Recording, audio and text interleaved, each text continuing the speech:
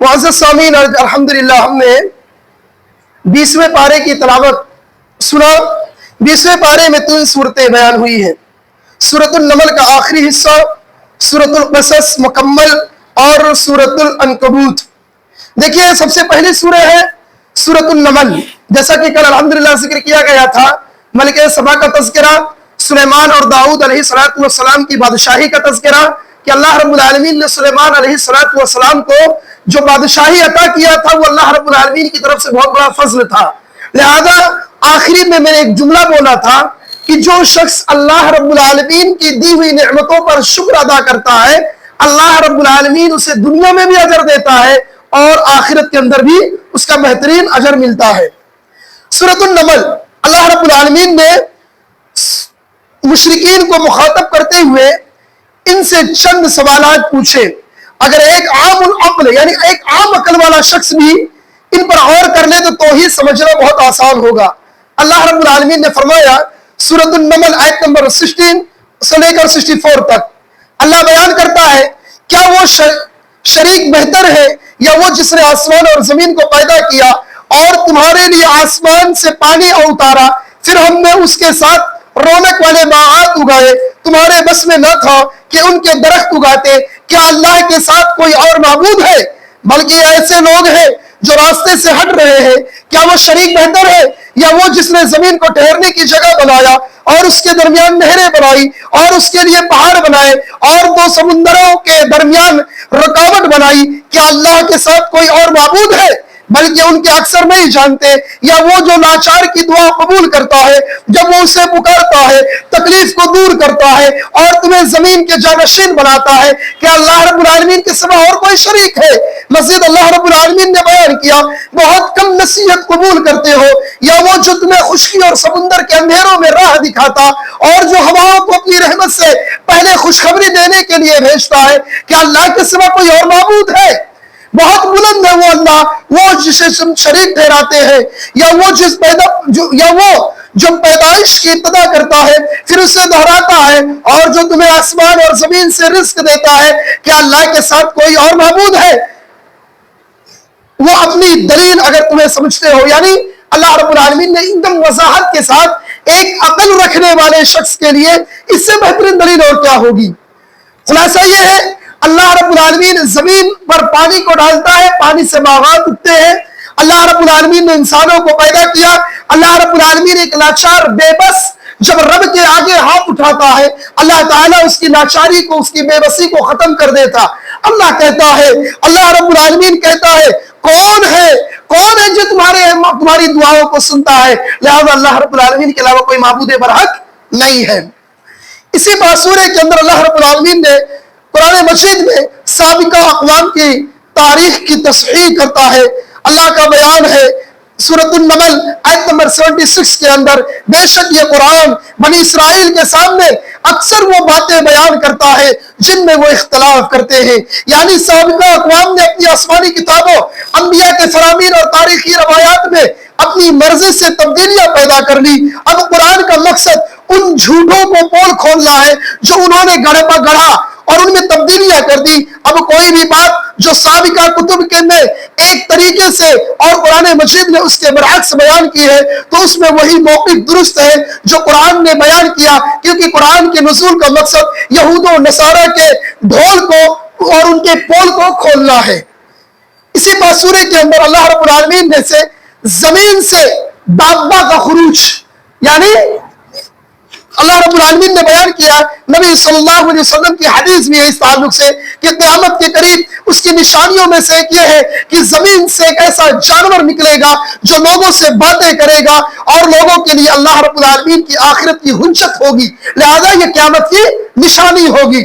نبی صلی اللہ علیہ وسلم نے ارشاد فرمایا، 6 چیزوں سے پہلے نیک اعمال میں جلدی کر لو، 6 چیزوں سے پہلے نیک اعمال میں جلدی کر لو۔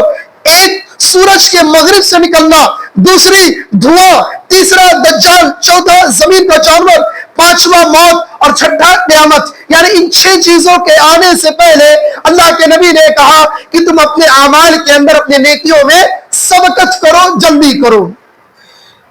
اسی طریقے سے مسلمانوں کو نصیحت اللہ رب العالمین نے کی، तकरीबन आप देखते होंगे हर सूरत के आखिर में, हर पारे के आखिर में अल्लाह रब्बुल आलमीन अपने बंदों को कुछ खास नसीहतें करता है।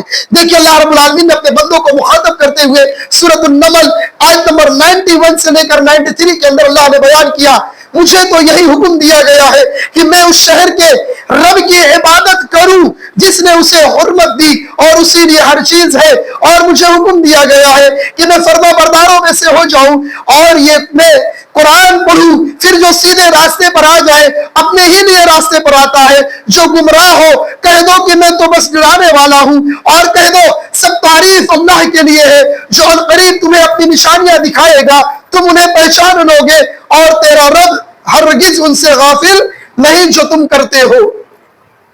लिहाजा अल्लाह ताला ने इसमें नसीहत किया कि जो कुछ अमल तुम करते हो अल्लाह रब्बुल आलमीन इससे गाफिल नहीं, हर चीज अल्लाह रब्बुल आलमीन देखने और सुनने वाला है। इसके बाद है सूरतुल क़सस, सूरतुल शुअरा, सूरतुल नमल और सूरतुल क़सस इसी तरतीब से नाज़िल हुई है जिसमें तरतीब से मुसहफ में लिखी हुई है। सूरतुल क़सस मक्की दौर के तीसरे हिस्से में नाज़िल हुई। इस सूरत में सैयदना मूसा का वाक़या तफसील से बयान किया गया है। देखिए मुफस्सल वाक़या है, जब जालिमों की तबाही का फैसला होता है तो उसका बंदोबस्त उनके घर ही से कर दिया जाता है और उन्हें खबर भी नहीं होती, जैसा कि अल्लाह रब्बुल आलमीन ने सूरतुल क़सस के आयत नंबर 1 से लेकर 6 के दरमियान बयान किया। ये वाज़िह किताब की आयत है, हम तुझ पर मूसा और फिरौन की कुछ खबरें हक के साथ पढ़ते हैं उन लोगों के लिए जो ईमान रखते हैं। बेशक फिरौन ने जमीन में सरकशी कर ली, उसके रहने वालों को गिरोह बना दिया, जिनमें से एक गिरोह निहायत कमजोर रहा करता था, उसके बेटियों को ज़बह कर देता और औरतों को और बेटों को ज़बह कर देता और उनकी औरतों को जिंदा रहने देता। बिला शुबा वो फसाद करने वालों में से था और हम उसे चाहते थे कि हम लोगों पर एहसान करें जिन्हें जमीन में निहायत कमजोर कर दिया गया और उन्हें पेशवा बनाए और उन्हीं को वारिस बनाए और उन्हें जमीन में इक़्तिदार दे। फिरऔन और हामान और उनके लश्करों को उनसे वो जो चीज दिखलाए जिससे वो डरते थे। अल्लाह रब्बुल आलमीन ने जब फिरऔन और उसके हमवाओं को तबाही का फैसला किया तो मूसा अलैहिस्सलाम को जिन्हें वो कत्ल करने के लिए कब से तगोदो कर रहे थे, अल्लाह रब्बुल आलमीन ने उनके घरों में उनके हाथों पर वान चढ़ाया और अल्लाह रब्बुल आलमीन ने उनके मंसूबों को रोक लगा दिया। लिहाजा अल्लाह रब्बुल आलमीन ने इस आयत करीमा के अंदर है जालिमों की तबाही का उनके घरों से ही शुरुआत किया और इस चीज की खबर भी उन्हें नहीं होने दी। दूसरी चीज अल्लाह रब्बुल आलमीन ने इसी के अंदर बयान किया मूसा अलैहिस्सलाम की पैदाइश और परवरिश का मसला। सूरतुल क़सस आयत नंबर 7 से लेकर 13 तक अल्लाह ताला ने बयान किया, और हमने मूसा की मां की तरफ वही की कि उसे दूध पिला, फिर जब उस पर डरे तो उसे दरिया में डाल दे और ना गम कर, बेशक हम उसे तेरे पास वापस लाएंगे। लिहाजा इसका पूरा खुलासे कलाम में मुख्तसर सा बता दूं कि जब मूसा अलैहिस्सलाम पैदा हुए तो अल्लाह रब्बुल आलमीन ने कहा मूसा की मां को कि डरने की जरूरत नहीं है, क्योंकि हालात फिरौन ने ऐसा बना दिया था कि जो भी बच्चा पैदा होता बच्चे को ज़बह कर दिया जाता, बच्चियों को छोड़ दिया जाता था, क्योंकि फिरौन के पास एक काहिन आकर कह दिया था कि तेरे खानदान में, तेरी नस्लों में से, तेरे शहर में से एक बच्चा पैदा होगा जो तेरी सल्तनत को छीन लेगा। लिहाजा वो पागल आदमी इतना बेवकूफ था कि वो बच्चों को, जितने बच्चे पैदा होते थे सबको ज़बह कर देता था। अल्लाह रब्बुल आलमीन ने उसी दौरान मूसा अलैहिस्सलाम पैदा हुए। अब मूसा अलैहिस्सलाम की मां को अल्लाह ने हुक्म दिया कि देखो तुम अपने बच्चे को दूध पिलाओ। लिहाजा दूध पिलाते रहे। अल्लाह रब्बुल आलमीन ने हुक्म दिया कि इसे बॉक्स बनाओ और बॉक्स बनाकर दरिया के अंदर छोड़ दो, लिहाजा इसे इसका दुश्मन और मेरा दुश्मन इसे पाएगा। वाक़या तफसील है, अल्लाह रब्बुल आलमीन ने के हुक्म से मूसा की मां ने मूसा अलैहिस्सलाम को बॉक्स में डाला और दरिया के अंदर छोड़ दिया। बहते बहते पीछे मूसा अलैहिस्सलाम की बहन चल रही थी, देख रही थी सारे वाक़यात। बहते बहते यहाँ तक के वो आसिया और फिरौन के कदमों के पास जा मिला। लिहाजा जब उसे खोला गया तो देखे कि इसमें बच्चा है, और उसके बाद मूसा अलैहिस्सलाम को फिरौन तो लेना नहीं चाहता था, लेकिन आसिया ने जो बात कही, कहा इसे ले लेते हैं, या तो हम इसे बेटा बना लेंगे या हमारे किसी खैर के काम में आएगा। उसके बाद मूसा अलैहिस्सलाम को घर ले जाते हैं, मामला ऐसा होता है, अल्लाह रब्बुल आलमीन ने ऐसा किया। मूसा अलैहिस्सलाम किसी का दूध नहीं पी रहे थे, اس کے بعد اللہ رب العالمین نے موسیٰ کے ماں کو بھیجا، اللہ کے حکم سے آئی، لہذا جب مسئلہ پیش آیا تو موسیٰ علیہ السلام کے ماں کو بلایا گیا، لیکن یہ معلوم نہیں تھا کہ یہ بچہ اس ماں کا ہے۔ اللہ دیکھو کیسے سبیل پیدا کرتا ہے، جو شخص نا اللہ سے ڈرتا ہے، اللہ جس کی حفاظت کرنا چاہتا ہے، اللہ تعالیٰ کیسے سبیل پیدا کرتا ہے۔ بچہ دریا میں گیا، دریا سے فرعون کے محل میں موسیٰ کی ماں آئی، موسیٰ کی ماں نے فرعون کو موسیٰ کو دودھ پلایا، دودھ بھی اپنے بچوں کو پلا رہی ہے، بچہ بھی اس کے گود میں ہے، اور اس کے ساتھ ساتھ اللہ رب العالمین ان کے راشن پانی کا بھی، وظیفے کا بھی انتظام کیا کہتے ہیں فرعون کے ذریعے سے کرا دیا۔ لہذا موسیٰ علیہ السلام پروان چڑھتے ہیں، پرورش پاتے ہیں موسیٰ فرعون کے محل میں۔ اب اس کے بعد دیکھیے جوانی اور ایک فرعونی کا قتل، اللہ رب العالمین نے اسی کے اندر سورۃ القصص کے آیت نمبر 14 کے اندر اللہ تعالیٰ نے بیان کیا، اور جب وہ اپنی جوانی کو پہنچا اور پوری طاقتور ہو گیا تو ہم نے اسے قوت فیصلہ اور علم عطا کیا، اور اسی نیکی کرنے والوں کو ہم بدلہ دیتے ہیں۔ لہذا موسیٰ علیہ السلام جوان ہوئے، اور ایک فرعونی تھا، اسے موسیٰ علیہ السلام نے گھوسا مارا، واقعہ سنے ہوں گے کہ گھوسا مارتے ہی وہ آدمی فوراً مر گیا۔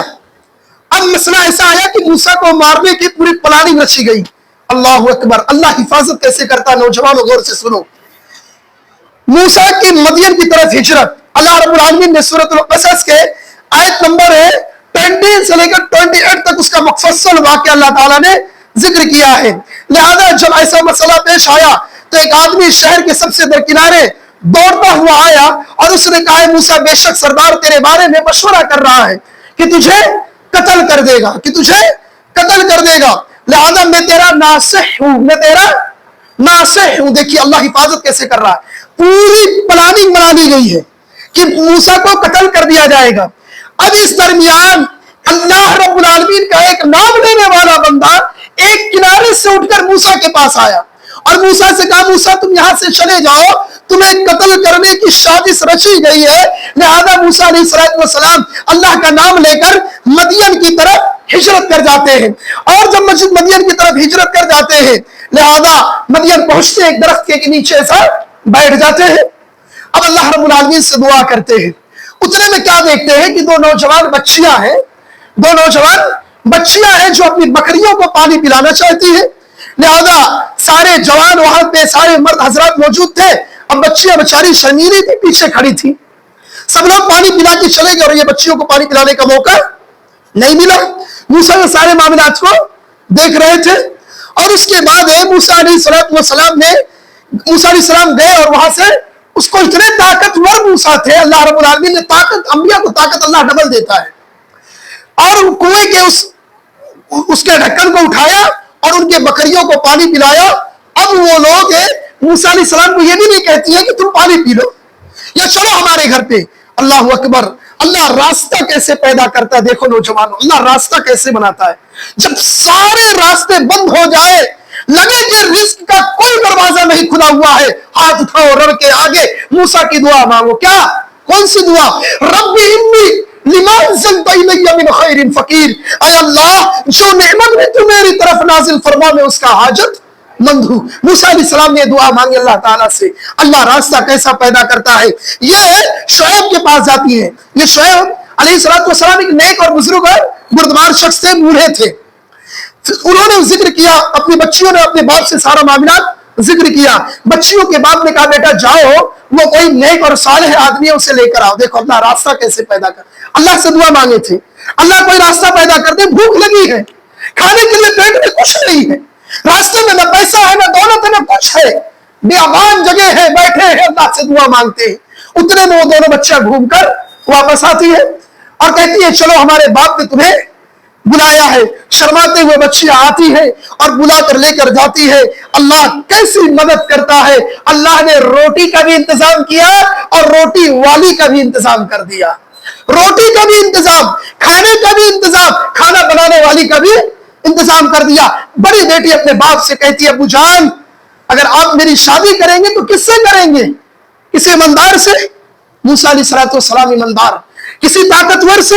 موسیٰ علیہ السلام طاقتور، کسی ناصح سے موسیٰ علیہ السلام ناصح، ہر اعتبار سے موسیٰ علیہ السلام تمہارے سوچ پر آتے ہیں۔ اللہ رب العالمین نے ایسا کیا، موسیٰ علیہ السلام نے وہاں پر کیا کہتے ہیں شعیب کی علیہ السلام کی بیٹی سے شادی ہو جاتی ہے، کیا کہتے ہیں مہر میں دینے کے لیے کچھ نہیں رہتا ہے، چند دنوں تک یا چند ماہ تک بکریاں چرانے کو مہر میں فکس کیا جاتا ہے۔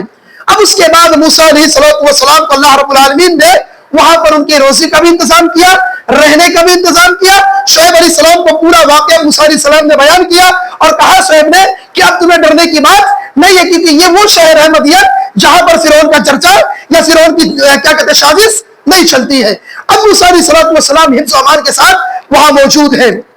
اب موسیٰ علیہ السلام کی شادی ہوئی، مہر کا معاملات پورا ختم ہوا، مصر سے واپسی، ایک موضوع مصر سے واپسی اور نبوت کا ملنا۔ سورۃ القصص آیت نمبر 29 سے لے کر 32 تک اللہ تعالیٰ نے اس کا بھی ذکر کیا۔ موسیٰ علیہ السلام مدین سے اپنے وطن کو کردہ سال مکمل کیے اور دل میں گھر کی یاد ستانے لگی، دل میں گھر کی یاد، مصر کی یاد ستانے لگی۔ اب مصر کی طرف واپس ہوتے ہیں، راستے میں جب پہنچتے ہیں اللہ رب العالمین پر توکل کرتے ہوئے، موسم سرما رہتا ہے، ٹھنڈی کا موسم رہتا ہے، اپنے اہل و عیال کے ساتھ آتے ہیں، لہذا ایک جگہ پر ٹھہر جاتے ہیں۔ انہیں کچھ آگ دکھائی دیتی ہے دور پر، تو اپنے اہل و عیال سے کہتے ہیں موسیٰ علیہ السلام کہ تم اس جگہ پر ٹھہرو، میں جاتا ہوں وہاں پر، کچھ تمہارے لیے بھلائی لاؤں گا یا کم سے کم آگ لے کر آؤں گا۔ اب موسیٰ علیہ السلام وہاں جاتے ہیں، اللہ رب العالمین نے وہاں پر وہ جب گئے تو اللہ تعالیٰ نے کہا جوتے کو نکال کر آؤ، لہذا وہ جوتے کو نکال کر جاتے ہیں اور وہاں پر دائیں کنارے ایک درخت تھا، کہاں پر؟ طور کے پہاڑ پر دائیں سائڈ میں ایک درخت تھا، وہاں سے ندا لگاتی ہے اور ندا لگانے والا کیا ہے؟ کہتا ہے موسیٰ بلا شبہ میں ہی تیرا رب ہوں۔ اور وہاں پر موسیٰ علیہ السلام کو نبوت دی جاتی ہے اور دو چیزیں، دو نعمتیں بھی دی جاتی ہیں۔ وہ مشہور چیزیں کیا کیا ہے آپ کو معلوم ہوگا؟ ایک چیز لاٹھی ہے جسے کہا جاتا ہے، موسیٰ علیہ السلام کو یہ لاٹھی دی گئی، کہا ہے موسیٰ تم اسے ڈالو، ولا جان اژدہے کی شکل میں اور سانپ کی شکل میں وہ لاٹھی تیار ہو گیا، فنفنانے لگی۔ موسیٰ علیہ السلام ڈر گئے، اللہ نے کہا موسیٰ مت ڈرو، اللہ کا نام لو اور اسے اٹھا دو۔ موسیٰ علیہ السلام اسے اٹھا لیتے ہیں۔ دوسری چیز کیا دی گئی اللہ رب العالمین کی جانب سے؟ ید بیضا، ہاتھ کو ڈالتے تھے، بلا بیماری کے وہ ہاتھ چمکدار ہو جایا کرتا تھا۔ یہ اللہ رب العالمین نے دو معجزہ موسیٰ علیہ السلام کو دیا۔ اللہ ہر نبی کو کچھ نہ کچھ معجزہ دیا، اور نبی صلی اللہ علیہ وسلم کو کون سا معجزہ تھا؟ نبی صلی اللہ علیہ وسلم کو کون سا معجزہ دیا گیا؟ چاند کا 2 ٹکڑے کر دیے گئے تھے، ابھی اللہ رب العالمین کی طرف سے نبی کے لیے معجزہ تھا، چاند کا 2 ٹکڑا کر دیا گیا۔ اب دیکھیے اس کے بعد اللہ رب العالمین نے انہیں وہاں پر نبوت دیا، نبوت کے ساتھ ساتھ 2 چیزیں دی اللہ رب العالمین کی طرف سے معجزہ تھا۔ اب ہارون کی بطور معاون تقرری اللہ رب العالمین سے موسیٰ علیہ السلام دعا کرتے ہیں۔ سورۃ القصص آیت نمبر 32 سے لے کر 35 تک اللہ رب العالمین نے کہا اپنے ہاتھ کو ڈالنے کا، اس کے بعد اس کے آگے مزید اللہ تعالیٰ سے موسیٰ علیہ السلام کہتے ہیں اے رب العالمین میرے ہارون یعنی میرے بھائی کو میرا جانشین بنا دے، کیونکہ اس کی زبان فصیح ہے۔ فصیح زبان کہتے ہیں اچھے انداز میں گفتگو کرنے والا، اپنی محبت اپنی زبان سے لوگوں کو مائل کرنے والا، اپنی طرف آکرشت کرنے والا۔ موسیٰ علیہ السلام نے اللہ رب العالمین سے دعا کیا، اللہ تعالیٰ نے موسیٰ علیہ السلام کی معاون اور مددگار کے لیے اور ان کا ساتھ دینے کے لیے ایک ساتھ 2 انبیاء کام کیا کرتے تھے۔ کیا نام تھا؟ موسیٰ اور ہارون علیہ السلام۔ اور اس کے بعد فرعون کی دعوت حق کو ماننے سے انکار اور اس کی لشکر سمیت اللہ رب العالمین نے ہلاک کر دیا۔ جیسا کہ میں نے کہا یہ سورۃ القصص ہے، اس میں اللہ نے مفصل تذکرہ موسیٰ علیہ السلام کا کیا ہے۔ سورۃ القصص آیت نمبر 36 سے لے کر 42 تک مفصل واقعہ ہے کہ جب موسیٰ علیہ السلام کے پاس ہماری کھلی ہوئی نشانیاں لے کر آئے تو وہ جادوگروں کو بلایا، جادوگروں کو بلانے کے بعد کیا کہتے ہیں سارے معاملات کیے گئے۔ موسیٰ علیہ السلام نے اپنے لاٹھی کو ڈالا، جادوگروں کے سانپوں کو موسیٰ علیہ السلام کی لاٹھی نے نکل لیا۔ جادوگروں نے کہا ہم ایمان لاتے ہیں موسیٰ اور ہارون کے رب پر۔ فرعون نے کہا بغیر میرے اجازت کے تم ایمان لاتے ہو، لہذا ان کا دایاں ہاتھ بایاں پیر کاٹ دیا گیا، یہ سزا دی گئی۔ اس کے بعد موسیٰ علیہ السلام کو اللہ رب العالمین نے ہجرت کرنے کا حکم دیا، یا موسیٰ علیہ السلام وہاں سے چلے، دریا کے کنارے پہنچے، اللہ رب العالمین نے حکم دیا کہ دریا میں اپنی لاٹھی کو مارو، لہذا راستہ تیار ہو گیا اور خشک راستہ دریا کے اندر بن گیا۔ رب وہ ہے جب سارے راستے بند ہو جائے تو رب اکیلا راستہ پیدا کرتا ہے۔ شرط یہ ہے کہ ایمان مضبوط ہونا چاہیے، ایمان مضبوط ہونا چاہیے نوجوانوں۔ اللہ رب العالمین نے راستہ بنایا، اتنا بولا تھا فرعون، اس کے باوجود متکبر کتنا بڑا، دیکھو راستہ بننے کے بعد موسیٰ علیہ السلام راستے کو کراس کرتے ہیں، فرعون کیا کہتا؟ دیکھو انا ربکم الاعلی، میں نے راستہ بنا دیا۔ راستہ بنایا کس نے؟ اللہ رب العالمین نے۔ اس کے بعد اللہ رب العالمین نے فرعون اور اس کے لشکروں کو وہیں پر غرق کر دیا اسی سیلاب کے اندر۔ اب اس کے بعد اللہ رب العالمین نے سورۃ القصص کی آیت نمبر 56 کے اندر بیان کیا، آپ صلی اللہ علیہ وسلم اپنی مرضی سے ہدایت کسی کو نہیں دے سکتے۔ نبی صلی اللہ علیہ وسلم کے چچا ابو طالب کا واقعہ، ابو طالب کے پاس اللہ کے رسول صلی اللہ علیہ وسلم گئے اور کہا چچا جان آپ اسلام قبول کر لیجئے، لا الہ الا اللہ کہہ دیجئے، اللہ تعالیٰ آپ کو کامیاب کر دے گا اور ہم آپ کو جہنم سے بچا لیں گے، اللہ تعالیٰ سے سفارش کریں گے۔ ابو طالب اسلام قبول نہیں کرتے ہیں، اتنے میں ان کی وفات ہو جاتی ہے، لہذا وہ رونے لگتے ہیں نبی صلی اللہ علیہ وسلم۔ پھر اللہ رب العالمین اس آیت کو نازل کرتا ہے، انک لا تہدی من احببت ولکن اللہ یہدی من یشاء، اے نبی آپ کسی کو ہدایت نہیں دے سکتے، ہدایت کی ذمہ داری آپ کی نہیں ہے، آپ صرف بیان کرو لوگوں کو، آپ صرف لوگوں تک اپنی دین کی باتیں پہنچاؤ، عمل کرنا نہ کرنا ان کا معاملہ ہے، ہدایت دینے والی ذات اللہ رب العالمین کی ہے۔ اب یہاں پر ایک نکتہ ہے، آدمی کہتا ہے کہ اللہ ہدایت دے گا تو ہم ہدایت لیں گے، نہیں، پہلے آپ کو پہل کرنا ہے، پہلے آپ کو پہل کرنا۔ اللہ نے دوسرے جگہ یہ بھی تو کہا وَأَن لَيْسَ الْإِنسَانُ إِلَّا مَا سَعَىٰ، آدمی جتنی کوشش کرتا ہے اللہ اس کی کوششوں کا بدلہ دیتا ہے، تو پہلے آپ کو کوشش کرنی ہے، ہدایت تو اللہ دینا ہی چاہتا ہے۔ اب آپ یہ بولیں کہ کسی سمندر کے پاس کھڑے ہو کر مجھے پیاس لگی ہے، اے سمندر میرے منہ میں پانی آ جا، اللہ آپ کو نہیں چاہتا کہ آپ پیاسے مرو، لیکن آپ کو پہلے کوشش کرنی پڑے گی سمندر تک کو لپکے اور اسے پانی نکال کر پھر پینے کی کوشش کرے۔ لہذا ہدایت دینے والی ذات اللہ کی ہے۔ اس سے یہ پتا چلتا ہے کہ نبی صلی اللہ علیہ وسلم کل مختار نہیں تھے، اللہ کے رسول وہی کام کرتے تھے جس کا حکم انہیں ان کا رب دیتا تھا، لہذا اللہ کے نبی کسی کو ہدایت نہیں دے سکتے، تو ہم اور آپ کس چیز کے کھیت کے مولی ہیں۔ اسی طریقے سے اللہ رب العالمین نے قارون کی ہلاکت کا بھی اسی کے اندر تذکرہ کیا۔ قرآن مجید نے دو کافروں کا نام لے کر ان پر لعنت کی، ایک ابو لہب اور دوسرا قارون، ایک ابو لہب دوسرا قارون۔ لہذا یہ دونوں کافر، فرعون جو تھا وہ متکبر تھا، وہ اپنے آپ کو بہت بڑا اللہ بولتا تھا۔ دونوں کا جرم یہ تھا کہ نبیوں کے خاندان میں سے تھے، انہوں نے نہ صرف ایمان لانے سے انکار کر دیا بلکہ قبائل خاندانی کے تعلقات کا بھی فاصلہ رکھا، بلکہ ڈٹ کر انبیاء کی مخالفت کی اور کافروں کا ساتھ دیا۔ اللہ رب العالمین نے قارون کے متعلق بیان کیا، لمبی آیت ہے سورۃ القصص سے، آیت نمبر 76 سے لے کر 82 کے اندر اللہ تعالیٰ نے بے شک قارون کا تذکرہ کیا کہ قارون کیا کہتے ہیں بہت بڑا متکبر تھا۔ اللہ تعالیٰ نے اس کو اتنی دولت دیا تھا نوجوانوں، اتنی دولت اللہ رب العالمین نے دیا تھا کہ اس کے خزانے کی چابیاں ایک طاقتور جماعت اٹھاتی تھی، اتنی دولت اللہ تعالیٰ نے اسے دیا تھا۔ اب ان دولتوں کے چکر میں وہ متکبر ہو گیا، گھمنڈی ہو گیا۔ اللہ رب العالمین نے قارون کو اللہ رب العالمین نے ہلاک کر دیا اور زمین کے اندر اسے اس کے مال سہت اسے کیا کیا، زمین کے اندر اس کے مال کے سہت اسے دھسا دیا۔ لمبا ترجمہ ہے، آپ کو دیکھنا ہوگا تو سورۃ القصص آیت نمبر 76 سے لے کر 82 تک وہ موجود ہے، آپ دیکھ سکتے ہیں۔ اب اس کے بعد آخری چیزیں ہیں سورۃ العنکبوت۔ سورۃ العنکبوت یہ مکی دور کے درمیانے حصے میں ہجرت حبشہ سے پہلے نازل ہوئی، جس میں ایک طرف مشرکین مکہ کے ظلم و ستم کا تذکرہ ہے اور دوسری طرف مسلمانوں میں عزم و ہمت استقامت پیدا کرنے کے لیے مزید وہ لوگ جو ایمان لا چکے تھے مگر ایمان کے تحفظ کے لیے بڑا قدم اٹھانے کی ہمت نہیں کر رہے تھے، انہیں احساس دلانے کے لیے یہ سورت نازل ہوئی۔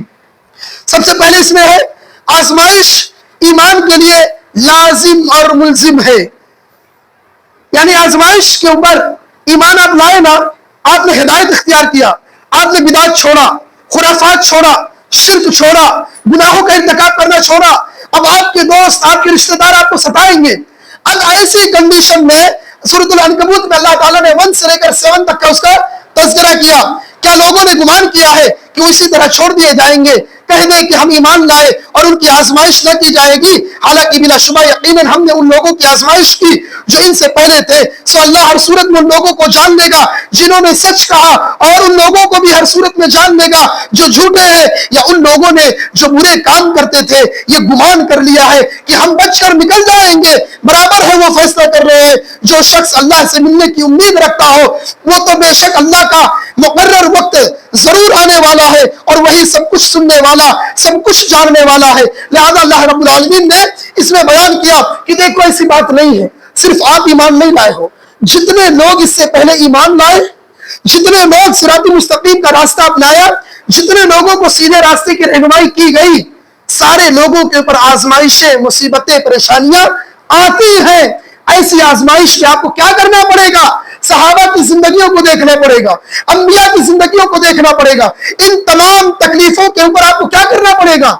सब्र करना पड़ेगा, सब्र के साथ जमे रहना पड़ेगा। और अगर आप सब्र नहीं कर सकते तो अल्लाह कहता कि आप ऐसे ही सोचते हो कि आपको छोड़ दिया जाएगा, आपका फैसला नहीं किया जाएगा। हरगिज़ ऐसी बात नहीं है। ये सुन्नतुल्लाह है, ये अल्लाह की जानिब से एक सुन्नत है कि अल्लाह रब्बुल आलमीन हर नेक शख्स की आजमाइश करता है। ये अंबिया की सुन्नत है। अल्लाह ताला जरूर आजमाइशों के अंदर मुब्तला करता है।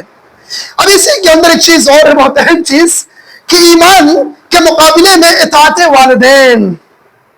ईमान एक तरफ, वालिदैन की इताअत एक तरफ। मक्का के नौजवान एक बड़ी तादाद में ईमान लाए थे। उनके वालिदैन ने क्या कहा कि तुम्हारे कुरान के अंदर है कि तुम अपने वालिदैन की इताअत करो, अपने वालिदैन की इताअत और फरमाबरदारी करो। लिहाजा मैं कहती हूं कि तू दीन को छोड़ दे, तू नबी के दीन को, मोहम्मद के दीन को छोड़ दे। अल्लाह रब्बुल आलमीन ने कुरान करीम की सूरह अल-अनकबूत आयत नंबर 8 के अंदर बयान किया, हमने इंसान को अपने माँ बाप के साथ भलाई करने की ताकीद की है। अगर वो तुझ पर जोर दे कि तू मेरे साथ उस चीज को शरीक ठहरा जिसके बारे में तुझे इल्म नहीं, तो उनका कहना मत मान, तुम्हें मेरी तरफ ही लौट कर आना है, फिर तुम्हें बताऊंगा जो तुम किया करते थे। अल्लाह अकबर। यानी नबी सल्लल्लाहु अलैहि वसल्लम की एक हदीस भी है, अल्लाह के रसूल सल्लल्लाहु अलैहि वसल्लम कहते हैं, अली रज़ी अल्लाह तआला इस हदीस के रावी है, मुस्नद अहमद के अंदर अल्लाह के रसूल सल्लल्लाहु अलैहि वसल्लम ने बयान किया, हदीस नंबर 1099, अल्लाह के नबी सल्लल्लाहु अलैहि वसल्लम ने क्या कहा, ला ताअतुल मखलूक फी मासियतिल्लाहि अज़्ज़ व जल।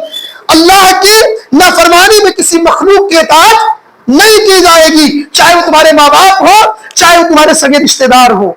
अगर वो ये कहते हैं कि अल्लाह रब्बुल आलमीन के क्या कहते हैं, अल्लाह रब्बुल आलमीन की इताअत छोड़ दो, नबी की इताअत छोड़ दो, अल्लाह रब्बुल आलमीन की बात मानना छोड़ दो, शिर्क करो, तो ऐसे वक्त में उनकी बात नहीं मानी जाएगी। लेकिन इनके अलावा अपने वालिदैन की इताअत जरूरी है। नौजवानों, हर हाल में वालिदैन एक बहुत बड़ी नेमत है, उनकी कदर करना जरूरी है। लेकिन अगर वो सिर्फ एक शर्त अल्लाह के साथ शिर्क करने के लिए या रसूल की हदीस का इनकार करने के लिए कहे, तो उनकी बातों को जूत के नोक पर रखा जाएगा, उनकी बात मानी नहीं जाएगी। इसी आयत के अंदर अजाब की सूरत अल्लाह ताला ने बयान किया। अल्लाह रब्बुल आलमीन अजाब कैसे देता है, देखिए सूरत अल-अनकबूत आयत नंबर 40 के अंदर अल्लाह रब्बुल आलमीन ने 40 के अंदर अल्लाह रब्बुल आलमीन उसका जिक्र किया। अल्लाह रब्बुल आलमीन कहता है कि तुमको अजाब कैसे दी जाती है। देखो अजाब किस तरीके से आती है, पथरीली हवाएं आती है। अल्लाह रब्बुल आलमीन पत्थर वाली हवाएं भेजता है और चीख भेजता है, जो जबरदस्त चीख पुकार, और इसी तरीके से अल्लाह रब्बुल आलमीन जमीन में धंसा देता है। अल्लाह ताला इसी तरीके से गर्क कर देता है। लिहाजा अल्लाह रब्बुल आलमीन की अजाब की कई सूरतें हैं। कभी कभी क्या होता है, तेज हवा आती है, तेज धुंध हवा आई और आदमी को उखाड़ कर लेकर चली गई, आप देखते हो। कभी कभी तेज धुंध हवा के अंदर एक चिंगारी लगती है, पूरा पूरा शहर जलकर खाक हो जाता है। ये भी अल्लाह की तरफ से अजाब है। कभी कभी अल्लाह रब्बुल आलमीन इस तरीके से भी अजाब देता है कि जमीन के अंदर जलजला आता है, जमीन हिलती है और अल्लाह ताला धंसा देता है लोगों को। कभी कभी अल्लाह रब्बुल आलमीन पानी इतनी बारिश कर देता है, जिस तरीके से नूह अलैहिस्सलाम के कौम को अल्लाह ने अजाब कैसे दिया था, जमीन भी पानी निकल रही थी, आसमान से भी पानी नाजिल हो रहा था। लिहाजा अल्लाह रब्बुल आलमीन ने उन्हें गर्क कर दिया। अब इसके बाद आखिरी चीज अल्लाह रब्बुल आलमीन ने 3 पॉइंट और है कि नमाज बुराइयों से रोकती है, नमाज बुराइयों से रोकती है। सूरह अल-अनकबूत आयत नंबर 45 अल्लाह रब्बुल आलमीन कहता है कि तुम कुरान करीम की तिलावत करो, ये कुरान करीम نماز یہ تمام بے حیائیوں سے انسان کو روکتی ہے، تمام گناہوں سے روکتی ہے۔ ایک آدمی جب نماز پڑھتا ہے، نمازوں کا پابند رہتا ہے، درسیات میں بیٹھتا ہے، تو وہ سود نہیں کھاتا ہے، وہ جوا نہیں کھیلتا ہے، وہ برائیوں میں مبتلا نہیں ہوتا ہے، وہ شراب نہیں پیے گا۔ اسے معلوم ہے کہ نماز کی حالت میں اللہ نے یہ ساری چیزیں منع کیا ہے۔ جب تم دین سے جڑو گے، اللہ سے جڑو گے، مسجدوں سے جڑو گے اور دینیات سی چیزوں سے جڑو گے، تو تمہاری برائیاں اللہ ختم کر دے گا۔ بالخصوص تو نماز کے پابند ہو جاؤ۔ نماز یہ انسان کے برائیوں کو ختم کرتی ہے۔ نماز سے کوتاہی مت کرو۔ اللہ رب کریم واضح جملے میں کہتا ہے کہ تم نماز قائم کرو، بے شک نماز یہ بے حیائیوں سے دور رکھتی ہے۔ یقیناً اللہ کا ذکر سب سے بڑا ہے، اللہ جانتا ہے جو تم کچھ کرتے ہو۔ اللہ کا ذکر کیا کرو، نمازوں کے پابند کرو، سبحان اللہ، الحمدللہ، اللہ اکبر، استغفر اللہ چلتے چلتے کیا کرو۔ یہ ایک اہم چیز ہے۔ اسی طریقے سے اللہ رب العالمین نے ہجرت کرنے والوں کو مکان اور رزق کی خوشخبری دی ہے۔ اللہ رب العالمین نے بیان کیا ایک آیت سورۃ العنکبوت کی آیت نمبر 56 سے لے کر 16 تک، 56 سے لے کر 60 تک اللہ تعالیٰ نے بیان کیا۔ لمبی آیت میں اس کا خلاصہ پیش کر رہا ہوں۔ دیکھیے اللہ کہتا ہے تم اپنے گھروں سے نکلنے کے لیے تیار رہو، اللہ کی زمین بہت وسعت والی ہے، آپ اس وسیع جگہ میں وعدہ کرتا ہے۔ باقی رہی موت تو وہ آنی ہے، اس لیے موت کی پرواہ نہ کرو۔ کل نفس ذائقۃ الموت، موت تو آنی ہے، آ کر رہے گی، تم لاکھ بچو۔ اللہ رب العالمین نے ایک جگہ پہ اور کہا کہ تم اگر کسی مضبوط قلعے کے اندر جا کر چھپ جاؤ تب بھی موت تمہیں وہاں تک پہنچ کر رہے گی، موت سے کوئی بچ نہیں سکتا ہے۔ لہذا موت کے چکر میں اللہ کی نافرمانی مت کرو، موت کے چکر میں اللہ کی زمین میں دیے ہوئے رزق کو تلاش کرو، موت کے چکر میں اللہ رب العالمین سے ڈرو مت، اللہ کی اطاعت کرو۔ جب موت آئے گی تب دیکھا جائے گا۔ لہذا اللہ رب العالمین نے رزق کا وعدہ کیا ہے، اللہ رب العالمین رزق دیتا ہے، لہذا رزق چاہیے تو اللہ رب العالمین تمہیں ضرور رزق عطا کرے گا۔ اللہ کی زمین میں ڈھونڈو رزق کہاں ہے، ڈھونڈو رزق کہاں ہے۔ یہ سوچو گھر بیٹھے رزق آ جائے، ہرگز ایسی بات نہیں ہے، آپ کو تلاش کرنا پڑے گا۔ اللہ نے ایک جگہ پہ قرآن کریم میں فرمایا 29 اور 28 پارے کے اندر اللہ کیا کہتا ہے؟ اللہ کہتا ہے کہ جب تم نماز سے فارغ ہو جاؤ تو تم فانتشروا فی الارض وابتغوا من فضل اللہ، اللہ کی زمین میں پھیل جاؤ، رزق تلاش کرو، رزق تلاش کرو، بیٹھ کر فری کی روٹیاں مت توڑو۔ اللہ نے اگر طاقت دیا، قوت دیا تو تلاش کرو رزق۔ اللہ رب العالمین جب موت لکھا موت آئے گی، لیکن جب تک طاقت ہے، قوت ہے، اپنے بدولت کھاؤ پیو، رزق تلاش کرو، اپنے بچوں کو کھلاؤ۔ اسی پارے کے اندر آخری پوائنٹ یہ ہے، سیدنا عمر بن خطاب کا ایک جملہ مجھے یاد آیا، اللہ کے رسول صلی اللہ علیہ وسلم کی، اور سیدنا عمر بن خطاب کہتے ہیں رسول اللہ صلی اللہ علیہ وسلم نے ارشاد فرمایا، ترمذی کی صحیح حدیث ہے، 2344 کی حدیث نمبر ہے، اللہ کے رسول نے بیان کیا اگر تم اللہ پر اس طرح بھروسہ کرو جیسے بھروسہ کرنے کا حکم ہے تو اللہ تمہیں رزق ایسے ہی دے گا جیسے اللہ ایک بھوکے پرندے کو دیتا۔ اللہ اکبر، اللہ رزق تمہیں ایسے ہی دے گا جیسے اللہ ایک بھوکے پرندے کو دیتا ہے کہ اپنے گھونسلے سے بھوکا نکلتا ہے، جب واپس آتا ہے تو اپنا چوچ بھر کر لاتا ہے اور پیٹ بھر کر لاتا ہے، اپنا بھی انتظام کر کے آتا، اپنے بچوں کا بھی انتظام کر کے آتا۔ کب؟ جب تم اللہ پر ایسے ہی بھروسہ کرو جیسا رب پر بھروسہ کرنے کا حق ہے۔ لہذا موسیٰ سامعین، اللہ رزق دینے کا وعدہ کرتا ہے، اللہ رزق دے گا، تلاش کرو، اللہ پر امید لگاؤ، رب سے توکل کرو، اللہ تعالیٰ رزق کا دروازہ کھول دے گا۔ رہی بات موت کی تو موت یہ خوشی خوشی استقبال کرو اس موت کا، جب تک زندگی ہے اللہ کے لیے جیو، رسول کی اطاعت کے لیے جیو، اپنی زندگی کے اندر گناہ مت کرو، حرام خوری سے بچو۔ اگر اپنی زندگی میں آپ نے کبھی حرام کا کام کیا، سود خوری کی، حرام خوری کی، حرام کمایا، حرام کھایا، توبہ کر لو، اللہ کا دروازہ آپ کی توبہ کے لیے اللہ کا دروازہ کھلا ہوا ہے، ابھی بھی موقع ہے، رزق حلال کی کوشش کرو اور تلاش کرو۔ اللہ تعالیٰ سے دعا ہے کہ رب کریم ہم سب لوگوں کو کہنے سننے سے زیادہ عمل کرنے کی توفیق عطا فرما۔ اے رب العالمین ہم سب کے گناہوں کو معاف کر دے، اے اللہ ہمارے خطاؤں کو معاف کر دے، اے اللہ وہ بندے جو تیرے گناہوں میں ڈوبے ہوئے تھے رب العالمین ان کے دلوں میں تیرا ڈر پیدا ہوا ہے، اے اللہ تیرا ڈر پیدا ہوا ہے، اے اللہ ان کے گناہوں کو معاف کر دے، اے اللہ ان کے رزق میں خوب برکتوں کا نزول فرما، اے اللہ ان کے گناہوں کو معاف کر دے، اے اللہ ان کے سروں پر قرض ہے رب العالمین، اے اللہ غیب سے ان کے قرضے کو ختم کرنے کا سبب عطا فرما دے، اے اللہ ہم سب کو اس دنیا کے اندر عزت کی زندگی عطا فرما، ذلت اور رسوائی سے ہماری حفاظت فرما، اے اللہ ان باپوں کے رزق میں خوب برکتوں برکتوں کا نزول فرما. اے اللہ جو باپ روزی کے لیے پریشان ہے, سامنے شادی اور عید کی تہوار ہے رب العالمین, ان کے لیے رزق کا غیب سے انتظام کر دے رب العالمین. اے اللہ ان کے گھروں کے اندر عید کی مکمل خوشیاں نصیب فرما. اے اللہ ان کے بچوں کے چہرے پر مسکراہٹ عطا فرما. اے اللہ اے رب العالمین ہم جو کچھ میں کیا کرتے ہیں, اے اللہ رمضان کا مقدس مہینہ بہت تیزی سے ختم ہو رہا ہے. اے اللہ اس رمضان المبارک کے مقدس مہینے میں ہم نے جو کچھ میں کیا ہے, ہم نے جو کچھ میں کی کمایا ہے, اے اللہ ان نیکیوں کو اپنے بارگاہ میں قبول کر لے. اے اللہ مزید نیک عمل کرنے کی توفیق عطا فرما. اے اللہ دین سے جڑنے, قرآن اور حدیث سے جڑنے, قرآن اور حدیث پر عمل کرنے کی توفیق عطا فرما دے. اے رب العالمین ہم سب کو بخش دے. اے اللہ اے رب کریم ہم سب تیرے بندے ہیں, ہمارے گناہوں کو معاف کر دے. بالخصوص رمضان مبارک کے مقدس مہینے میں ہم تجھ سے یہ دعا کرتے ہیں مالک, جن کے ماں باپ, رشتہ دار, دوست احباب, بھائی بہن, پڑوسی, بیوی دنیا چھوڑ کے چلے گئے, اللہ اے اللہ انہیں کروٹ کروٹ جنت الفردوس میں اعلیٰ مقام عطا فرما. اللہ ان کے گناہوں کو معاف کر دے. اللہ ان کے قبر کو نور سے بھر دے رب کریم. اے اللہ اے رب العالمین ان کے لیے جنت الفردوس کی کھڑکیوں کو کھول دے مالک. اے اللہ اے رب کریم, اے اللہ ہمیں جب تک زندگی دے ایمان پر ثابت قدم رکھ. جب بھی ہماری روح نکلے اے اللہ ہماری زبان پر لا الہ الا اللہ محمد الرسول اللہ کا کلمہ صادر فرما. آمین. تقبل یا رب العالمین. سبحانک اللہم و بحمدک اشہد ان لا الہ الا انت استغفرک و اتوب الیک.